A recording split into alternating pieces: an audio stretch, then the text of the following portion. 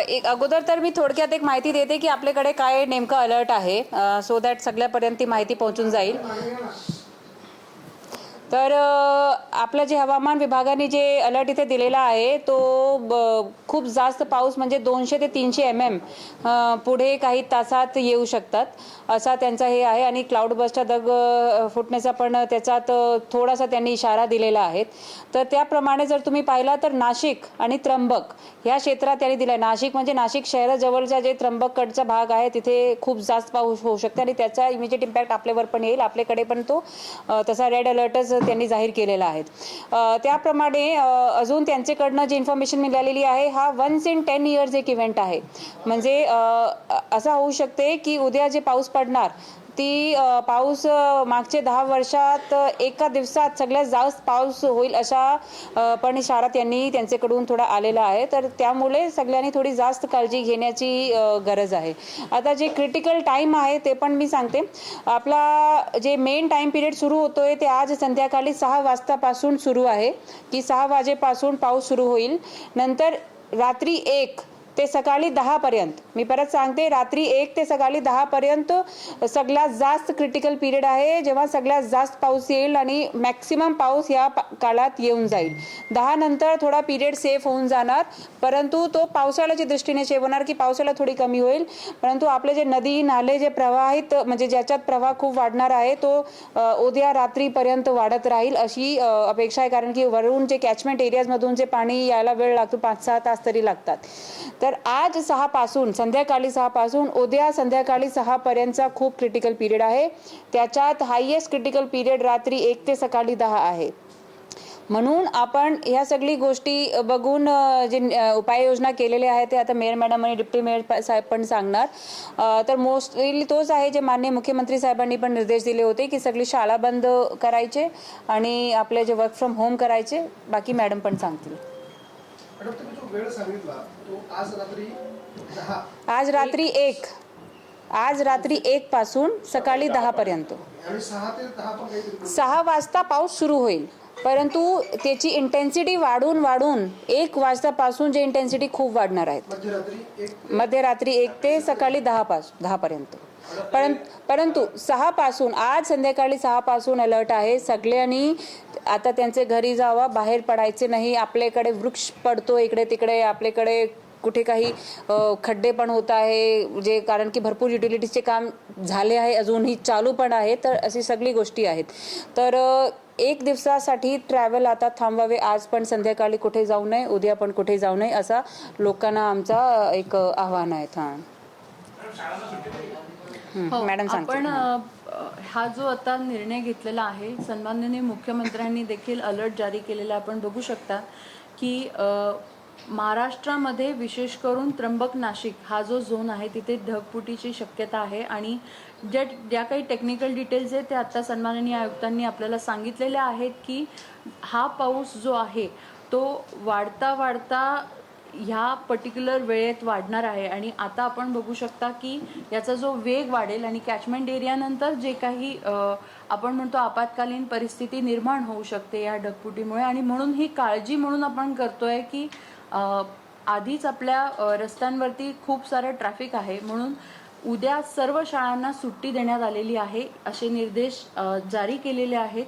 आमची चर्चा झाली होती आणि त्यानुसार आपण बघितलं असेल की मगाशी कलेक्टर साहेबांनी देखील आपल्याला तसे निर्देश दिलेले आहेत आणि महानगरपालिका हद्दीतील सर्व शाळांना सुट्टी देण्यात आलेली आहे. याचबरोबर आम्ही सगळ्या नागरिकांना आवाहन करतो आहे की जितकं शक्य होईल तितकं कमी आपण बाहेर पडावा आज संध्याकाळपासूनच, कारण पावसाचा जो ओघ आहे तो वाढणार आहे आणि हळूहळू हे पाणी रात्री आपल्याला लागणाऱ्या ज्या काही वस्तू असतील, खाण्याच्या असतील, दुसऱ्या दिवशी स्वयंपाकाच्या काही वस्तू लागणार असतील त्या वस्तू आपण घरात आधीच आत्तापासून आणून ठेवाव्यात. कारण उद्या कदाचित अशी परिस्थिती येऊ शकते की आपल्याला घराबाहेर पडणं थोडं पॉसिबल होणार नाही. जर अशी काही परिस्थिती आपत्कालीन आली तर आपण सर्व सामग्री आपल्या घरात असावी आणि जिथे जिथे असं पॉसिबल आहे की अलर्ट आहे किंवा एखादं झाड पडू शकतं त्याचे अलर्ट आणि त्याचे व्हॉट्सॲप SMS किंवा त्या काही सूचना ज्या असतील त्या आपण आपल्या आजूबाजूला एकदम आपण जे म्हणतो अलर्ट राहून आम्हाला कळवण्यात याव्या, जेणेकरून अशी आपत्कालीन परिस्थिती उद्भवू नये, जेणेकरून की एखादा वृक्ष पडलेला आहे, आपल्या ज्या गाड्या असतील त्या आपण बघाव्या की वृक्षाखाली लावू नये ह्या परिस्थितीमध्ये.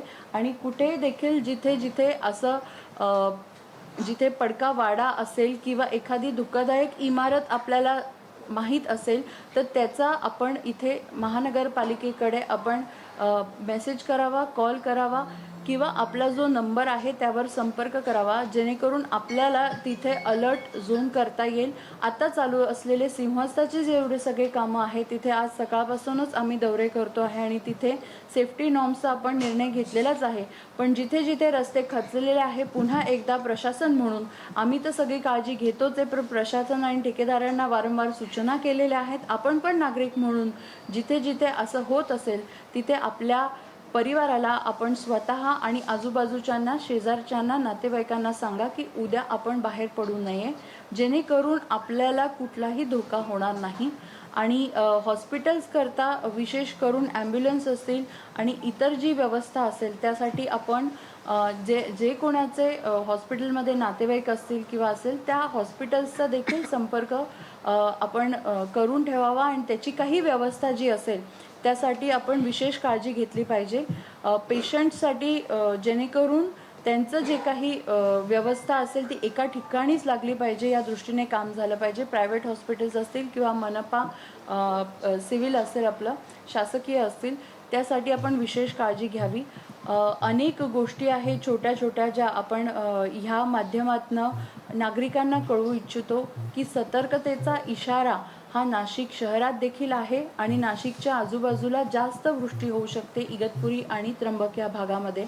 म्हणून आपण उद्याकरता बाहेर पडणं टाळावे एवढी आमची नाशिककरांना सर्वांतर्फे विनंती आहे. आपल्या काझीगडी सारखे जे काही ब्लॅक स्पॉट्स आहेत शहरामध्ये ते आपण काही आयडेंटिफाय करून त्याच्यासाठी काही वेगळे प्रिव्हेंटिव्ह मेजर्स घेतोय का? नक्कीच, जसं मी आता तुम्हाला सांगितलं की प्रशासनाकडे देखील यादी आहे की आपले वीक स्ट्रक्चर्स कोणते कोणते आहेत. त्यासाठी आत्ताच जसं 6 वाजेपासून आपण पुढे काही पाऊस वाढणार आहे, तर आत्ता आमची टीम तिथे आपण मॉन्सून टास्क फोर्स नेमलेलाच आहे. त्यात अजून काही अधिकाऱ्यांना आपण आता नेमलेले जे लोक आहेत ते तिथे जाऊन एक सर्वे करूनच घेतील आणि त्या अनुषंगाने काही तिथे अजून उपाययोजना करायच्या असतील, सेफ्टीचे काही पाळायचे असतील किंवा काही स्ट्रक्चर्स असतील किंवा काही मध्ये रस्त्यात येणाऱ्या काही स्ट्रक्चर्स किंवा अडथळे असतील ते काढण्यात येतील. पण दर पावसाळ्यामध्ये टेकडीच्या बाजूचे घर खाली कोसळतात. आता जर पाऊस एवढा पडणार आहे तर त्या घरांना संपूर्ण धोका राहणार, तर ते काही रिकामं करण्याला आता हा निर्णय जो आहे तो संध्याकाळी आपण पावसाचा वेग किती वाढतो आहे काय त्यानुसार घेऊयात, कारण पहाटे हे वाढणार आहे. तर आता 6 वाजल्यापासून यापुढे काय होतं आहे, आमची जी टीम आहे तिथे जाऊन प्रत्यक्ष त्याचा सर्वे करणार आहे आणि जर काही घरं आपल्याला खाली करावे लागली तर ती निश्चित करावी लागणार आहे. मागच्याही पावसात जेव्हा आपण बघितलं होतं की मल्हारखानसारखं ठिकाण असेल किंवा इतर ठिकाण जिथे पाणी खूप वाढलं होतं, आपण त्यांना शिफ्ट केलेलं होतं काही काही समाज मंदिरांमध्ये आणि मोठे आपले जे काही शेल्टर्स आहेत तिथे शिफ्ट करण्यात आलं होतं त्यांना. त्यामुळे अशी जर आपत्कालीन परिस्थिती निर्माण झाली तर नक्कीच महानगरपालिका त्याचीही व्यवस्था करेल, जिथे आपल्या सगळ्या लोकांना शिफ्ट करता येईल आणि त्यांच्या भोजनाची देखील सोय करता येईल. मुंबईच्या काही भागामध्ये खासगी आस्थापनांना होम फ्रॉम वर्कच्या काही सूचना देण्यात आल्या. वर्क फ्रॉम होम तशा नाशिकमध्ये नक्कीच आपण हेच सांगतोय की सगळ्यांनी उद्या वर्क फ्रॉम होम अवलंबावं.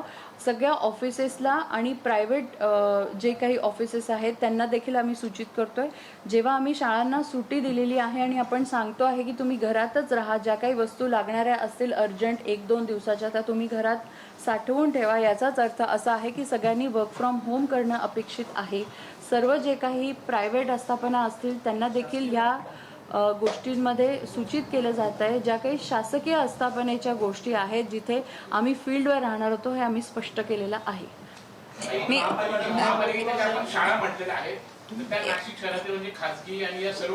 मी सगळी उपाययोजना एकदा संक्षिप्त सांगते एक सगळी उपाययोजना मी सांगते, मग मॅडम उत्तर देईल. एक मिनिट, एक सगळी उपाययोजना सांगते काय काय केलेली आहे, मग तुम्ही तेच बेसिकली आपला काय विषय आहे की आपण सगळी शाळा बंद करायला ऑर्डर दिलेला आहेत. तशी आपण एक डायरेक्टिव्ह काढली आहे प्रायव्हेट सह सगळी शाळा, म्हणजे त्याच्यात शासकीय, प्रायव्हेट, निमशासकीय सगळी येऊन जातात. दुसरा वर्क फ्रॉम होमचे डायरेक्टिव्ह आहे की कंपनीज ऑफिसेस जे बंद ठेवून वर्क फ्रॉम होम ठेवायचे. तिसरा अजून आमचा एक हा इशारा आहे की कारण की पाऊस खूप जास्त आहे तर मार्केट्स आणि मार्केट प्लेसेस पण आयडियली सगळी असोसिएशन्सनी बंद ठेवली पाहिजे, अशा प्रकारचा आम्ही एक डायरेक्टिव्ह देतोय. तसं ते आपण 100% कंपल्सरी करू शकत नाही कारण की खूप काही एसेन्शियल कॉमोडिटीजची जे वस्तू असतात ते आपण नसे त्यांची दुकान वगैरे बंद करू शकत नाही, परंतु मार्केट एरियाज पण बंद करून ठेवले पाहिजे. लोक बाहेर पडलेच नाही पाहिजे, तेवढा आपला सगळा नियोजन तसाच आहे. तिसरी उपाययोजना जी केली आहे, जे सगळे धोकादायक स्ट्रक्चर्स आहे, समजा तुम्ही काजीगडीचं सांगितलंय किंवा आपले अजून नदी काठी भरपूर असे जुने वाडे आहे, मागे पण एक पडला होता, किंवा झाडे आहे, तर आपण असे जे स्ट्रक्चर्स आहे किंवा जुने वाडे आहे तिथे नोटीस लावणं सुरू केलेलं आहे की याचे जवळ उभे राहू नये, हे पडू शकतो, अशा प्रकारची पण आता आपण ऑलरेडी कारवाई सुरू केलेली आहे पूर्ण शहरात. सांगते अजून आपण एक काय केलेलं आहे,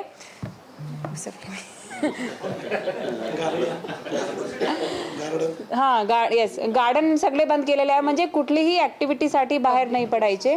yes, public places, gardens, markets, ही सगळी गोष्टी बंद केलेल्या आहे. येस बाय त्याच्यात ते आपले जे ब्रिजेस आहे, लोक काय करतात, पुलावर येतात बघायला पाणी किती आहे काय आहे. मागच्या वर्षी आम्ही स्वतः एक्सपिरियन्स केला होता, 2 मुले वाहून गेले होते आपले बापू पुलकडे कुठेतरी, ते एक होता विषय, किंवा फॉरेस्ट नर्सरी पुलकडे.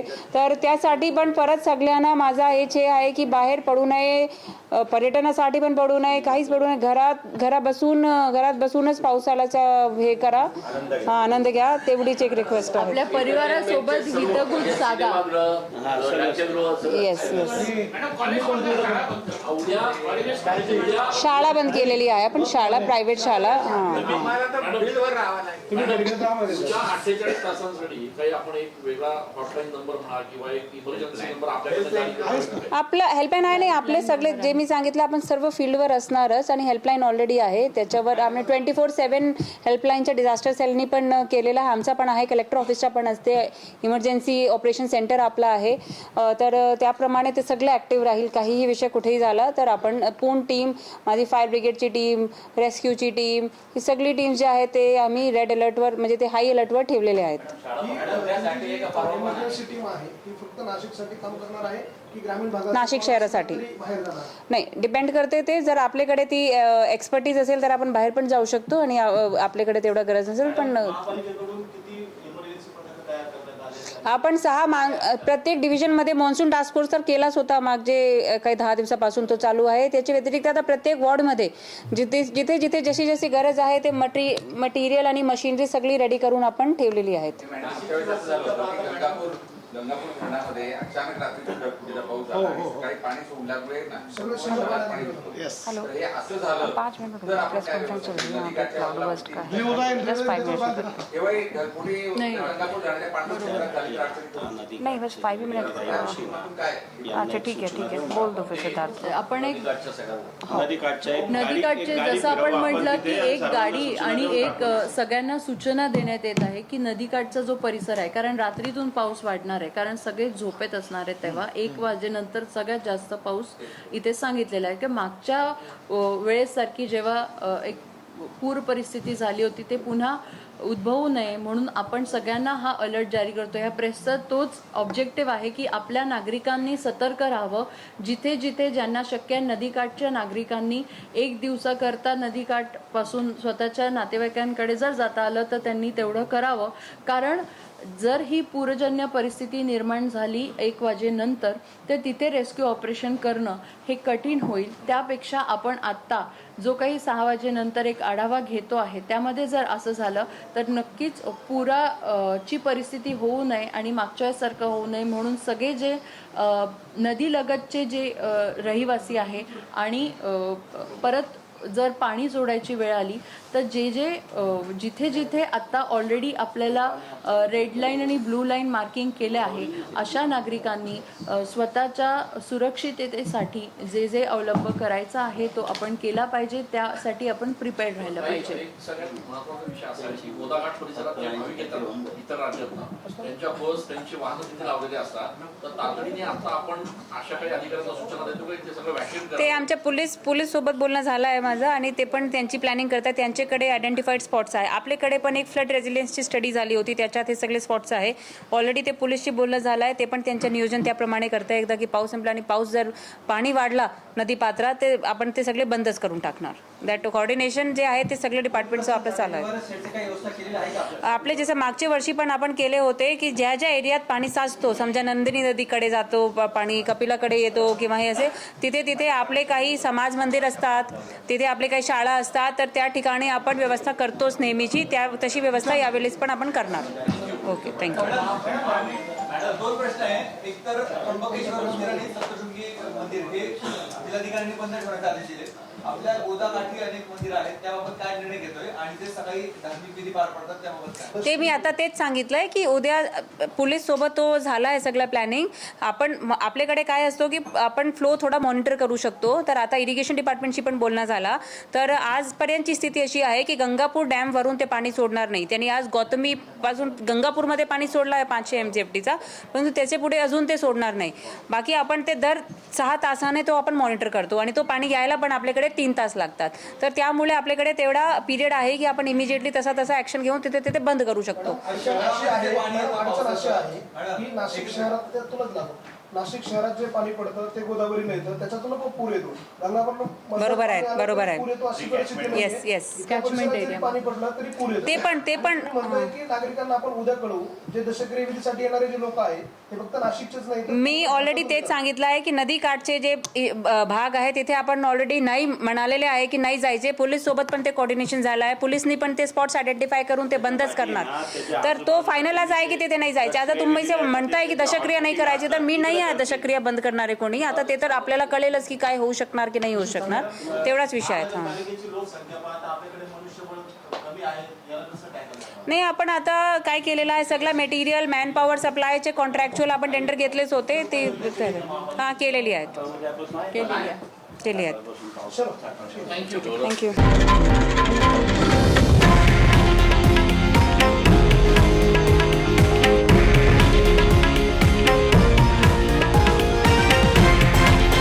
हे आहे देशातील नंबर 1 न्यूज नेटवर्क आणि आपण पाहत आहात TV9 मराठी, एकमेव.